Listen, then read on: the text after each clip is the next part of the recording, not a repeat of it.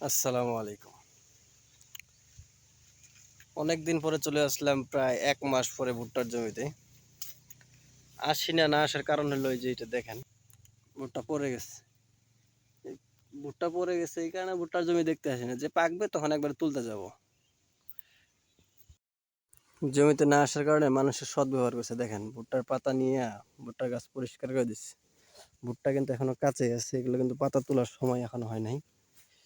পাতা নিচে সঙ্গে দেখেন ভুট্টা সহ নিচে ফেলায় রাখছে। মানে মানুষকে কেমনে বোঝাবো যে এটার এখনো পাতা তোলার সময় হয় নাই। এটা তো মানে আরো ২০ দিন পরে পাতা তোলা যাবে। আর এটা আমার ৩৩-৫৫ মানে পায়োনিয়ার ৩৩-৫৫ ভুট্টার জাত। মোচা দেখতেছেন, মোচা কিন্তু ভালো হয়েছে। যেগুলো মানে সাইডে সাইডে দুইটা করে ধরে এগুলো ভুট্টা, এগুলো পায়োনিয়ার ৩৩-৫৫ ভুট্টার বৈশিষ্ট্য এটা, যেটা ফাঁকা হয় বা গাছ একটু বেশি মোটা হয় ওটাতে দুইটা ধরে। দেন এটা তো দুইটা ধরছে, এর পাশে কিন্তু এটা তো গেলো দুইটাই। এগুলো ফাঁকা হয়েছে, ফাঁকা পড়ার কারণে দুইটা হয়েছে।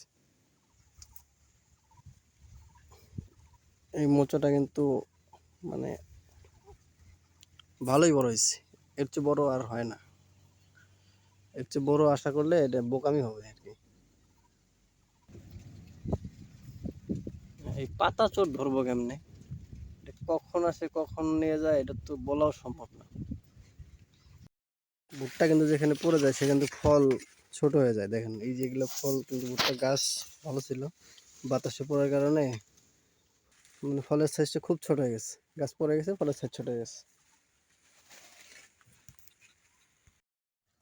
ভুট্টার ফলন গাছে যদি একটা করে মোচা হয় ওইটাই ভালো। দুইটা ধরলে মানে ছোট বড় হয়, আর একটা হলে মাপ মতো ভালো হয়।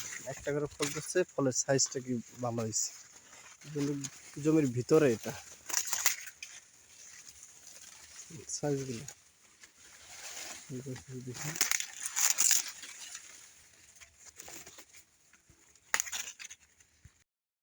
ভাই ভুট্টার ফলন দেখে আমি নিজেই অবাক। এবার ভুট্টা যারা যারা চাষ করছে সবার ভুট্টাই ভালো হয়েছে। মানে মোচা গতবারের তুলনায় এবার সবার ভুট্টার মোচাই বড়। আর সবাই তো আমরা এখানে ৩৩-৫৫ পাইনিয়ার যেটা সেটা চাষ করছি।